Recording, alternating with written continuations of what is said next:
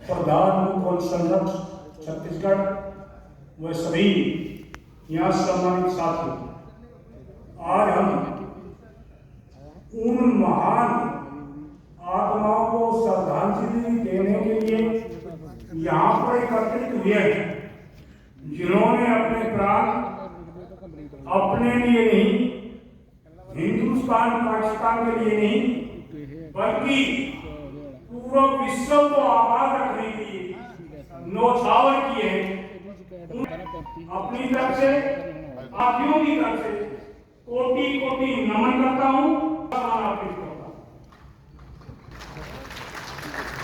साथियों, ये इन्होंने जो अपने बलिदान दिया है, ये पृथ्वी पर सबसे सर्वोत्तम बलिदानों में से है।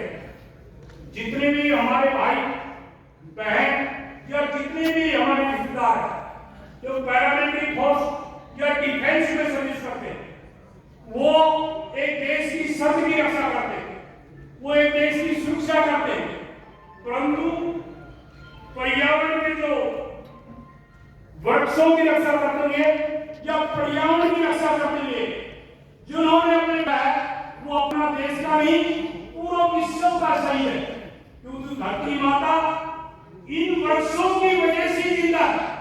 जितना भी सौरमंडल है उसमें पृथ्वी ऐसा ग्रह है जहां पर पर्यावरण और पर्यावरण जीव है, जीवन है, वो जीवन है तो पर्यावरण का मतलब हमारे चारों तरफ का वातावरण, जिसको जैविक और अजैविक दोनों का मिश्रण को हम पर्यावरण कहते हैं। उनकी वजह से पर्यावरण को शुद्ध करने का काम पेड़ पौधे करते हैं। जब कार्बन डाइऑक्साइड की संख्या बढ़ जाए जो आपके प्रतिकूल है और ऑक्सीजन की संख्या घट जाए तो हम जिंदा नहीं रह सकते। इस जीवनदाता, इस जीवन देने के लिए ऑक्सीजन इसको पैदा करने का काम प्रकृति ने वृक्ष को दिया। कोरोना महामारी में सबको लाकर दिया। जितने पूंजीपति थे, जितने बड़े बड़े पैसे वाले थे, ऐसा कोई परिवार नहीं बचा जिसमें कोरोना नहीं आया हो। इंसान जरूर बच गया, परिवार कोई नहीं बचा। जिसका परिवार में जो पूंजीपति थे, बड़े बड़े पैसे थे, वो बड़ी बड़ी हॉस्पिटलों में गए, हमारे बापों में गए, मैदान में गए, आपको उससे बड़ी बड़ी हॉस्पिटलों में गए, और वो वहां जाने की वजह से भगवान के प्यारे हो। और जो गरीब आदमी थे, जो कोरोना के टाइम में पेड़ों के नीचे सुनते रहे, अपना मजबूरी में झोला छाप डॉक्टरों से मेडिसिन लेते रहे, वो आपके बीच में हमारे को आज भी बैठे तकलीफ थे। इससे मतलब ये हुआ उनकी जो ऑक्सीजन थी वो कृत्रिम थी, जो बड़े बड़े पैसे लगे। आपने ओरिजिनल ऑक्सीजन पेड़ों के नीचे दी, जिसकी वजह से ऑक्सीजन लेवल गरीबों का डाउन नहीं हुआ और ऑक्सीजन की वजह से आप बच गए और बड़े बड़े पैसों कृत्रिम ऑक्सीजन दी, वो भगवान के प्यारे हो। इसका प्रकृति का एक प्रकोप जिन्हें सिद्ध किया कि प्रकृति का संतुलन बनाने के लिए पेड़ों का होना बहुत जरूरी। साथियों, हमने पहला सही दिया 5 में मध्य प्रदेश की राजधानी हिंदुस्तान का स्थल भोपाल में रहता। उस दिन वहां के तत्काल वन मंत्री, भारत सरकार के तत्काल वन मंत्री श्री नमो नारायण मीना चीफ गेस्ट थे।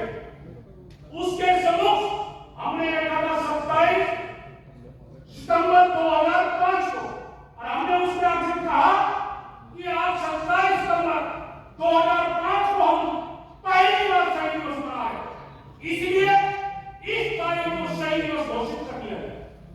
तो साथियों, तत्काल वन मंत्री भारत सरकार ने हमारे से कहा, हिंदुस्तान का डिपार्टमेंटों का गठन हुआ, उनमें फॉरेस्ट डिपार्टमेंट शामिल था, जो 1864 में गठन हुआ, और उन गठनों का इतिहास, फॉरेस्ट का इतिहास बहुत लंबा।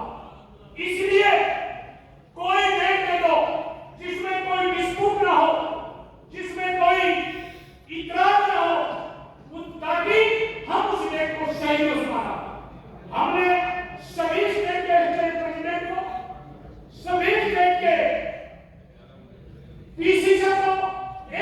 सबको फोर्स मंत्री को लेटर लिखा कि हम इस तरीके से हिंदुस्तान में जो वनों की रक्षा करते हुए और जो भी शहीद हुए उनको शहीद का दर्जा दिलाते हुए शहीद दिवस नोटिफिकेशन भारत सरकार से कराना चाहते हैं।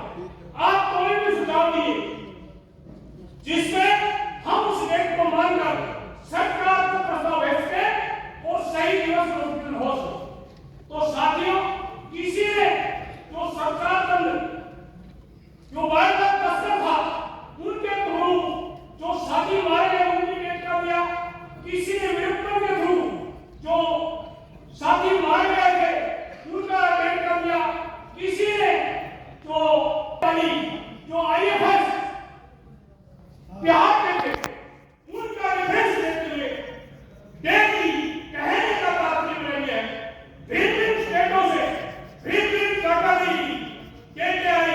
किसी ने कहा वो शहीद दिवस वो गार्ड एक्सपर्ट वाला उस दिन को मनाया जाए, किसी ने कहा वाटर वाला उस दिन को मनाया जाए, किसी ने रेलवे का कहा, किसी ने आईएफएस का कहा।